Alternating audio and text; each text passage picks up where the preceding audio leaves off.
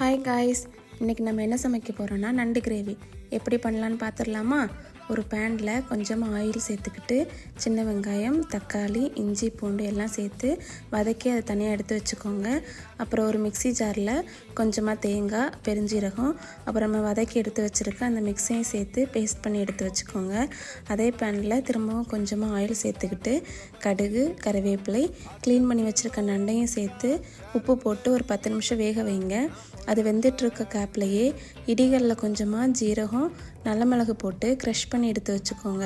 ஒரு 10 மினிட்ஸ்க்கு அப்புறமா நம்ம க்ரஷ் பண்ணி வச்சுருக்க மசாலாவை நண்டு கூட ஆட் பண்ணி அதுக்கு கூடவே நம்ம ஆல்ரெடி ரெடி பண்ணி வச்சுருக்க மசாலாவும் போட்டு மிக்ஸ் பண்ணிவிட்டு அப்புறமா கொஞ்சமாக மிளகாய் பொடி, மஞ்சள் பொடி, மல்லிப்பொடி, கரம் மசாலா சேர்த்து தேவையான அளவு தண்ணி ஊற்றி ஒரு 10 நிமிஷம் கொதிக்க விட்டு கை நிறைய கொத்தமல்லி தழை தூவி நீங்களும் செஞ்சு பார்த்துட்டு எப்படி இருக்குன்னு கமெண்ட் பண்ணுங்கள். தேங்க்யூ.